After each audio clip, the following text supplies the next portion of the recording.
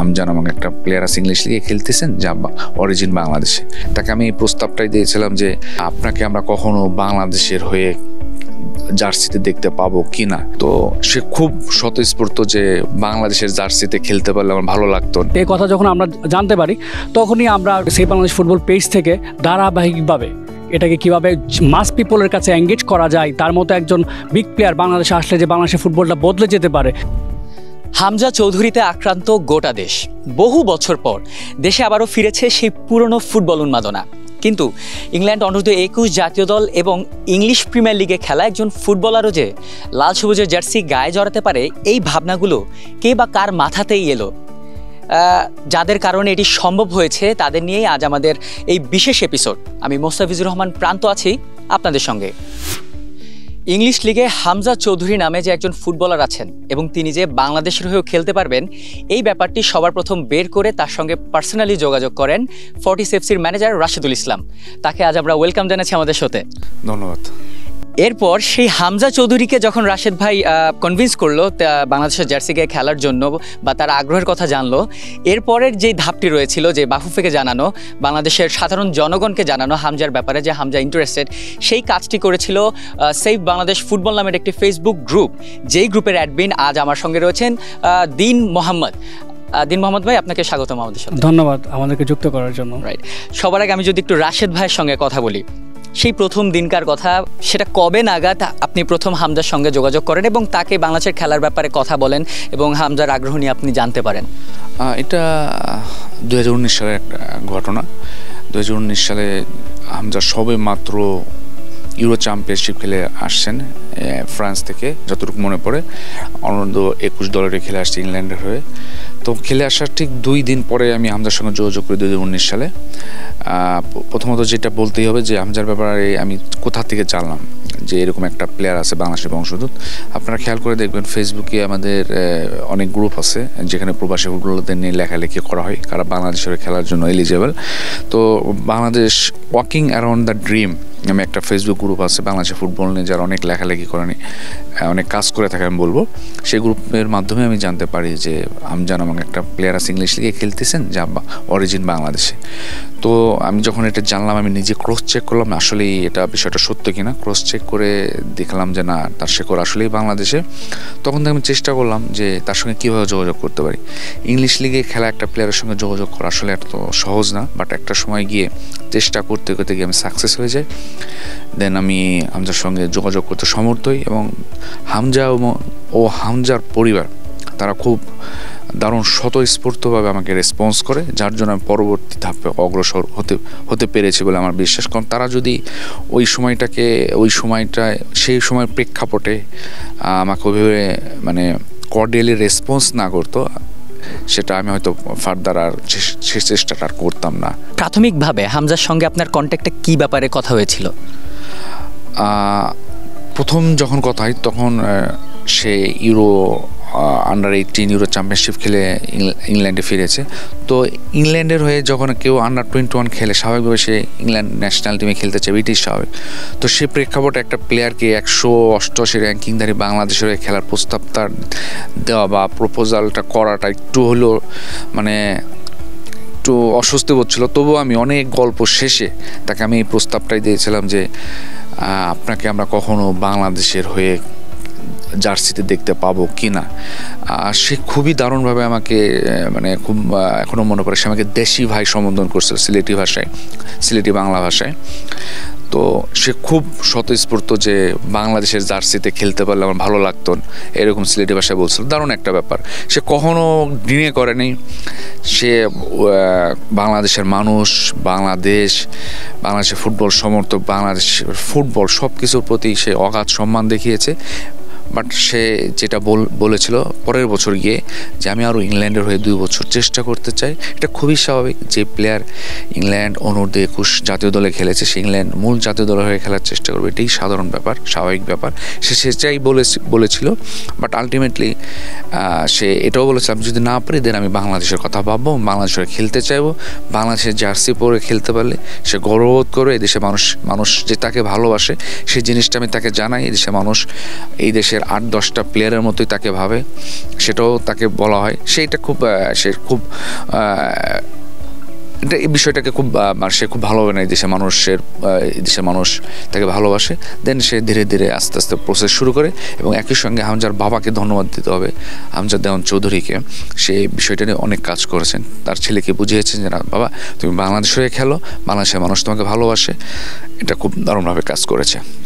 এর পরের ধাপটি রাশেদ ভাই যে হামজার সাথে বা হামজার ফ্যামিলির সাথে যোগাযোগ করলো, এরপরে যেই ধাপটি দরকার ছিল এবং সেই ধাপটির কাজ যেমন জনগণের কাছে পৌঁছে দেয়া যে বাংলাদেশের ফুটবল ফ্যানদের কাছে পৌঁছে দেয়া যে হামজা নামের একজন প্লেয়ার রয়েছেন ইংলিশ লিগে যিনি খেলেন, ইংলিশের টপ টায়ার লিগে যিনি খেলেন, এবং তিনি চাইলেই বাংলাদেশের হয়ে খেলতে পারবেন যদি বাফে থেকে ওই রকমভাবে প্রসেসটা করা হয়। এরপরই আপনাদের গ্রুপ প্রাথমিকভাবে প্রথম দিকে আপনারা ক্যাম্পেইনে একটা চালু করেন যে হামজাকে বাংলাদেশের হয়ে খেলাতে হবে। বাফুফের নজর দৃষ্টি আপনারা অর্জন করতে সক্ষম হন। ওই ব্যাপারটি নিয়ে একটু যদি বলতেন, একদম প্রাথমিকভাবে আপনারা কিভাবে হামজা নিয়ে ক্যাম্পেইনটা শুরু করলেন? দেখুন, হামজার মতো একটা বিগ প্লেয়ার নিয়ে কাজ করা নিশ্চয়ই বাংলাদেশের জন্য অনেকটা বড় একটা চ্যালেঞ্জিং বিষয় ছিল।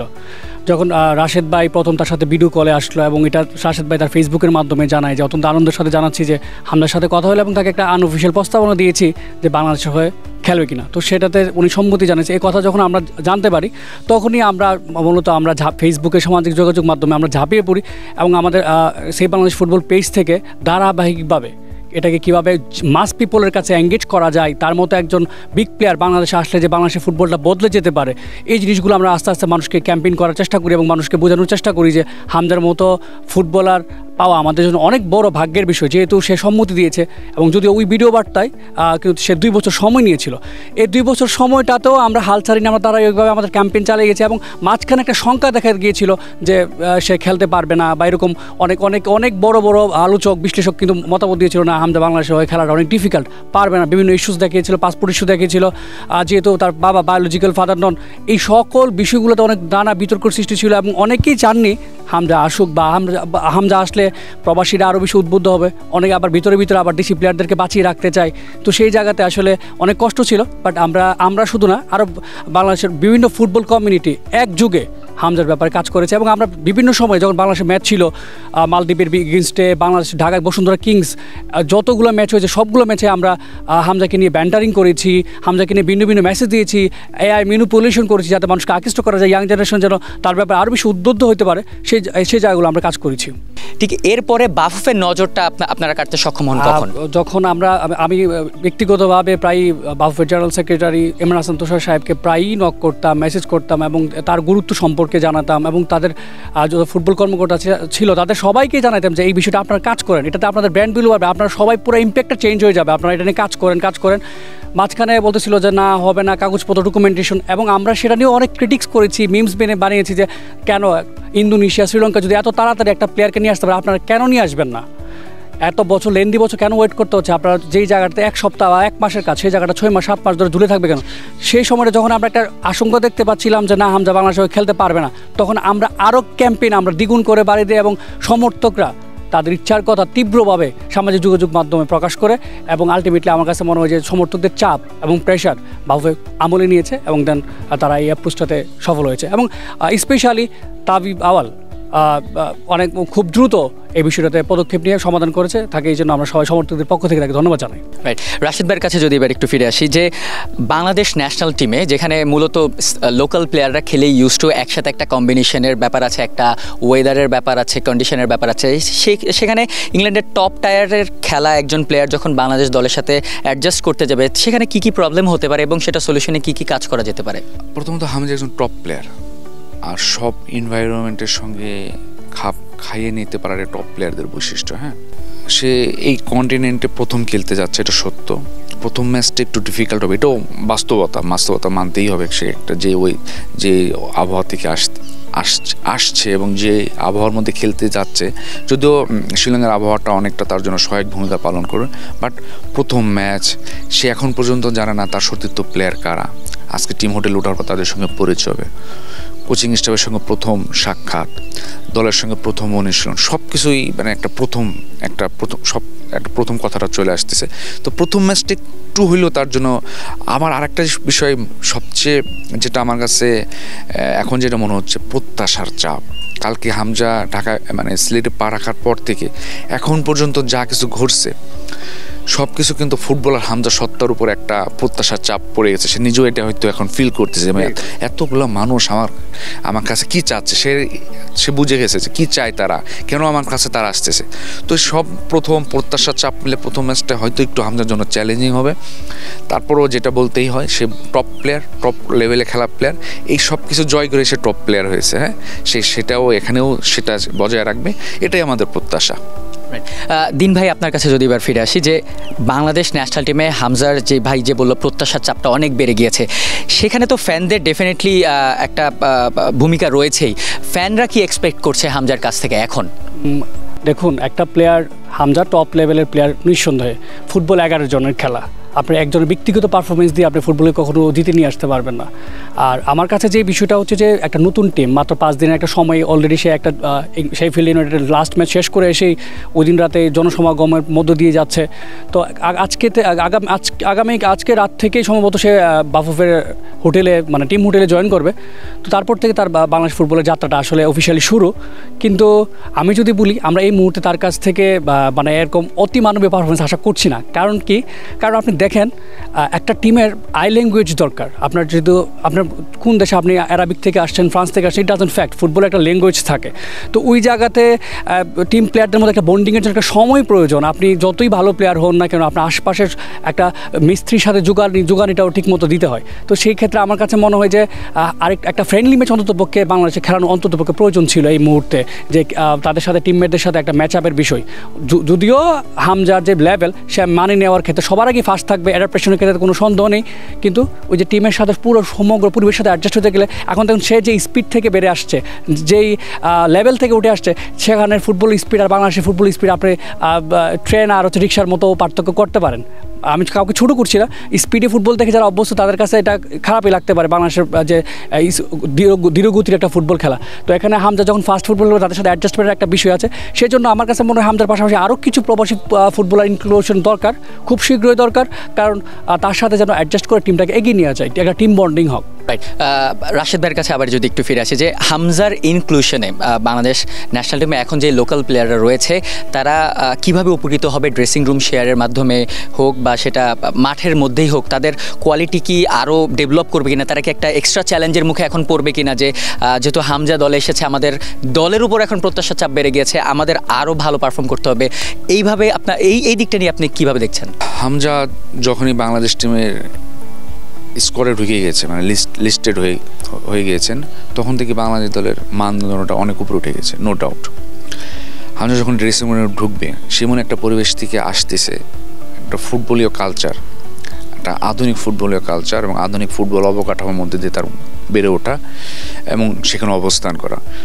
তো আমাদের প্লেয়ার যারা আছেন তারা হামজাকে দেখে বিষয়গুলো শেখার আছে। সে ড্রেসিং রুমে তো সেই পরিবেশগুলো, তার বডি ল্যাঙ্গুয়েজ, তার আচার ব্যবহার, এই জিনিসগুলো খুব এই বিষয়গুলো থেকে আমাদের প্লেয়াররা খুবই মোটিভেট হবে বলে আমার বিশ্বাস। সে মাঠ এবং মাঠের বাইরে তার চলাফেরা, তার ফুটবল পেশাদারিত্ব, এই বিষয়গুলো তো সে এখানে বজায় যখন রাখবে, তখন আলটিমেটলি আমি এগুলো দেখে শিখবো, আদার্স প্লেয়াররা দেখে শিখবে। আমি যখন দেখবো, মানে আমার দেশের প্লেয়াররা যখন দেখবে হামজার বেঞ্চমার্কটা এত পরে, তখন আমিও চাইবো কীভাবে হামজার কাছাকাছি পৌঁছানো যায়। অন্তত হামজার কাছাকাছি পৌঁছাইতে হলে আমাকে কী করতে হবে, তখন আমি রাস্তা খুঁজবো। আমি হামজার সঙ্গে আমি নিজে আলোচনা করবো প্লেয়ার হিসেবে, যে আমি হামজা ভাই, আমি কী করতে পারি, আমরা কী করতে পারি, আমরা তোমার কাছাকাছি পর্যায়ে যাওয়ার জন্য কী করা উচিত। তো এই যে দূরত্ব ঘোচানোর যে একটা মিশন, এটা নিজেদেরকে আপগ্রেড করারও একটা ধাপ, এটা আউট অফ দ্য বক্স দারুণ একটা ভূমিকা পালন করবে। আপনি তো একজন ফর্টিস এফসির ম্যানেজার, সো আপনি তো বুঝবেন প্লেয়াররা কোন কোন দিকগুলো নিয়ে ভাবছে বা কি। আপনি অ্যাজ ম্যানেজার, আপনি এখন যদি আপনার টিমে হামজা সে খেলছে, তখন আপনি তাদের সাথে আপনার লোকাল প্লেয়ারদের অ্যাডজাস্টমেন্টটা কীভাবে করাতেন? প্রথমত প্লেয়ারদেরকে, আমার যারা লোকাল এক্সিস্টিং প্লেয়ার আছে তাদেরকে বোঝাতাম হামজার গুরুত্বটা কতটুকু, এবং একই সঙ্গে আমার লোকাল প্লেয়ারদের এতটুকু বলতাম, তোমরা ছাড়াও এই দল অচল, হামজা তো কিছুই না, তোমরা ভালো বলে আমি হামজাকে আমরা আনার সাহস পাইছি। কারণ আমি আমার এক্সিস্টিং প্লেয়ারদেরকে আগে ক্রেডিট দিতে হবে, তাদের আত্মবিশ্বাসটাকে ভালো রাখতে হবে এবং তাদের মূল্যায়ন করতে হবে। হ্যাঁ, যখন হামজার সঙ্গে বাকি প্লেয়ারদের রসায়নটা জমবে, বোঝাপড়াটা ভালো হবে এবং আমি বিশ্বাস করি আমাদের লোকাল প্লেয়াররা এখন অনেক আপডেটেড। তারা এখন সবাই আধুনিক ফুটবলের সঙ্গে পরিচিত হতে চায়। আপনি খেয়াল করে দেখবেন তারা যখন টিমে একটা ভালো প্লেয়ার আসে, আমি যতটুকু দেখছি তারা তার সঙ্গে শেয়ার করে, তার ভালো বন্ধু হওয়ার চেষ্টা করে। তো দেখবেন হামজার বন্ধু হওয়ার জন্য সবাই খুব ভালো চেষ্টা করবে, কারণ এইরকম লেভেলে একটা প্লেয়ার, ওর কাছে আমি বন্ধু হইতে পারলে কিছু শিখতে পারবো, জানতে পারবো। এই আগ্রহটা আমাদের লোকাল প্লেয়ারদের মধ্যে আছে, আমি অন্তত দেখেছি এই বিষয়গুলো। এবার যদি আমরা একটু দিন ভাইয়ের কাছে জানতে চাই, বাংলাদেশ দলে খেলতে পারে এরকম প্রবাসী ফুটবলারদের তালিকা বেশ অনেকজনই আছে এখন, যারা বাফের নজরেও তারা রয়েছেন। এরকম কয়েকজন ফুটবলারের নাম যদি আপনাদের কাছ থেকে জানতে চাই। অবশ্যই হামজা এসেছে, তার মধ্যে ফাহমিদুলও ডাক পেয়েছিল, কিন্তু আনফর্চুনেটলি কোচের ডিসিশনের কারণে তাকে আর দলে রাখছে না। 23 সদস্যের যেহেতু স্কোয়াড দিতে হচ্ছে, সেই জন্য ফাহমিদুলকে কেন রাখা হয়নি আসলে আমরা কোচের কাছ থেকে এখন স্পষ্ট কোনো বক্তৃতা পাইনি, বাট সে ট্রেনিং সেশনে খুব ভালো ছিল, গোলও পেয়েছিল। মনে হয় তাকে বহিষ্পতিক দলে খেলানোর পরিকল্পনা ক্যাবরেরার কাছে রয়েছে। যাই হোক, এখন যদি বলেন যে হামজার পরবর্তীতে যে বিগ পটেনশিয়াল যদি হলে ফারহান আলী হোয়াইট, যিনি হচ্ছেন যে ফুলহামের বহিষ্পতিক দলে খেলে থাকেন, আবার সিনিয়র ডিভিশনে প্রমোটেড হওয়ার কথা রয়েছে তার, উনি আসলে বাংলাদেশের জন্য আরও বিশাল বড় একটা মার্জিনের ইমপ্রুভমেন্ট হবে। তাছাড়া জাপানের রিকুতো আছে, রিকুতোকে গিয়ে বাফুফের অ্যাপ্রুভ ছিল আমি যতটুকু জানতে পেরেছি, but still this process is ongoing. রিকুতো, তারপর আছে যে আরহাম ইসলাম, অলরেডি বয়সভিত্তিক দলে খেলেছে সাফের, আরহাম ইসলাম, মাহাতানাম, রুনান ডিক্লার এবং নিহান। স্পেশালি যদি আপনাকে বলতে হয় যে একটা ফিলাডেলফিয়া ইউনিয়ন বাংলাদেশের একটা বংশোদ্ভূতের একটা বিশাল বড় একটা জায়গা, যেখানে 5 জন বাংলাদেশি খেলছেন, যেখানে কুইন্স ইলেভেন কাবান সুলেমানের মতো স্টাররা খেলছেন, যাক ওদেরই ছোটো ভাই রুনান ডিক্লান আছেন এবং নেহান আলম আছেন, যারা এই কয়েকজন স্পেশালি টপ ক্যাটাগরিজ প্লেয়ার আছেন, যারা আসলে বাংলাদেশের প্রেক্ষাপটটাই চেঞ্জ হয়ে যেতে পারে মনে করছি। এবং একটা বিশ্বস্ত সূত্রে জানতে পারছি আগামী 23 সাফ টুর্নামেন্ট যেটা হবে, সেটাতে ম্যাক্সিমাম প্রবাসী প্লেয়ারদেরকে দিয়ে খেলানোর চেষ্টা করা হবে, যেন একটা ভিন্ন ধাঁচের ফুটবল দল বাংলাদেশ দেখতে পাই। রাইট, এই টপিক থেকে আমরা একটু রাশেদ ভাইয়ের কাছে যদি জিজ্ঞেস করি, এই যে প্রবাসী ফুটবলারদের নিয়ে যে বাংলাদেশ একটি দল নতুন করে গোছানোর চেষ্টা করা হচ্ছে, এতে কি লোকাল প্লেয়াররা কি আরও ডিমোটিভেটেড হয়ে যাবে কিনা, নাকি তারা আরও ইন্সপায়ার্ড হবে, তারা আরও চ্যালেঞ্জের মুখে পড়বে যে না আমাকে আরও ভালো করে এবার ন্যাশনাল টিমে জায়গা করে নিতে হবে? এখানে ডিমোটিভেটেড হওয়ার কোনো সুযোগ নেই। এটা বাংলাদেশ দল, এটা বাংলাদেশ জাতীয় দল, বাংলাদেশের পাসপোর্ট আছে, এরকম সবারই এই দলে খেলার যোগ্যতা আছে। বাংলাদেশের পাসপোর্ট আছে, সবাই এই দলে খেলার মানে অধিকার রাখে যদি সে যোগ্যতা রাখে। হ্যাঁ, সে প্রবাসী কি মানে প্রবাসী না, যোগ্যতা সম্পূর্ণ বাংলাদেশের পাসপোর্টধারী সবাই বাংলাদেশ জাতীয় দলে খেলার অধিকার রাখে। এটা আমার প্রথম কথা। দ্বিতীয়ত,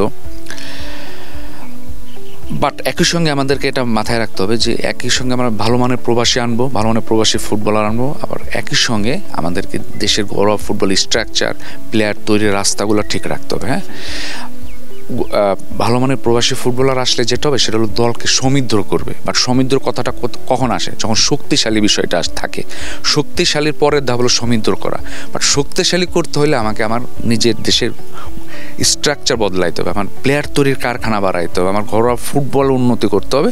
যখন একটা শক্তিশালী একটা বেসমেন্ট তৈরি হবে, তখন ভালো মানের প্রবাসী আসাতে সেই জায়গাটা সমৃদ্ধ হবে।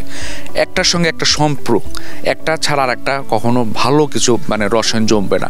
দুইটা যদি রসায়ন যদি জমাইতে প্রবাসী ফুটবলারদেরকে, আমাদেরকে এইখান থেকে লোকাল স্ট্রাকচারটা ভালো করতে হবে। যখন তারা ভালো মানের প্লেয়ার আসবে, তখন এখান থেকে যখন ভালো মানের প্লেয়ার তৈরি হবে, তখন তাদের রসায়নটা ভালোভাবে জমে উঠবে। ঠিক আছে, একজন আরেকজনের শরীরের ভাষাটা বুঝবে, ফুটবলেও ভাষাটা বুঝবে। কিন্তু আমার কোয়ালিটি বেশি ভালো না, আমি হুট করে একটা ভালো মানের প্লেয়ার নিয়েছিলাম, স্বাভাবিকভাবে অ্যাডজাস্ট হবে না ভাই, আমাকে উন্নতি করতে হবে, তারপরে আমি কোয়ালিটি প্লেয়ার প্রবাসী আনবো, তখন আমাদের রসায়নটা ভালো হবে। রাশেদ ভাই, আরেকটি কথা যেটি, এই যে প্রবাসী ফুটবলার আসছে, তাকে সাংবাদিকরা একদম ঘিরে ধরছে, তাকে একটা আলাদা প্রেশারের মধ্যে রাখা হচ্ছে, স্পেশালি বাংলাদেশের গণমাধ্যম। আমি যদি বলি, বাংলাদেশের গণমাধ্যম কি প্লেয়ারদের এক্সট্রা একটু প্রেশারে রাখে কিনা? আমি নিজেও 8 বছর মূলধারার সাংবাদিকতা করেছি বাংলাদেশের খুব বড় দুটো জাতীয় দৈনিক, সমকাল এবং প্রথম আলোতে।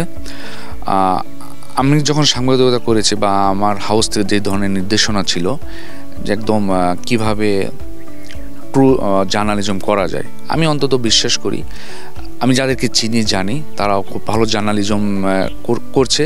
বাট এখন তো আপনার গণমাধ্যম বলতে তো অনেক বড় একটা বিষয়, অনেক ব্যাপক বিষয়। ইউটিউব চলে আসছে, সামাজিক যোগাযোগ মাধ্যম চলে আসছে। এখন কারা করতেছে এই বিষয়টা আগে সুনির্দিষ্ট হইতে হবে। হ্যাঁ, আপনি খেয়াল করে দেখবেন যারা অ্যাকচুয়াল গণমাধ্যম বলতে যারা ফুটবল নিয়ে সারা বছর কাজ করে, তারা কিন্তু রাইট ট্র্যাকেই আছে। হয়তো বা কখনো কখনো তারা আবেগের বশত একটু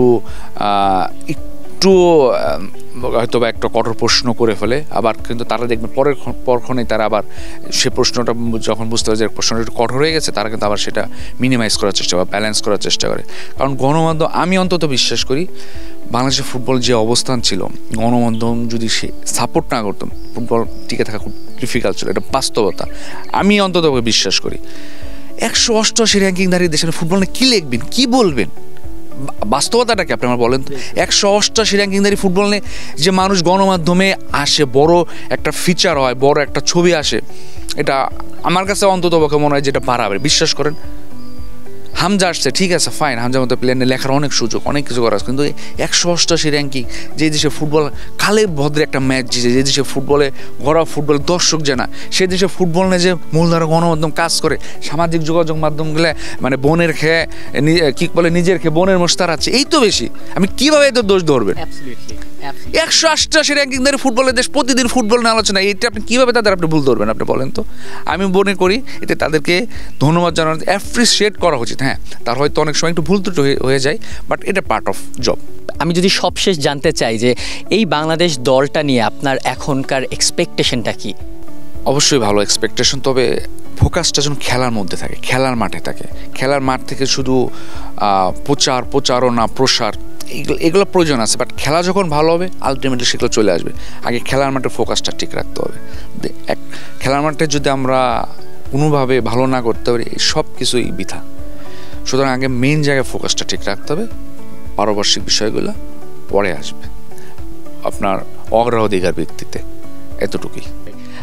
আমি যদি দিন ভাইয়ের কাছে এখন ফেরত যাই, এই বাংলাদেশ দলটা নিয়ে আপনার এক্সপেকটেশনটা সম্পর্কে জানতে চাই।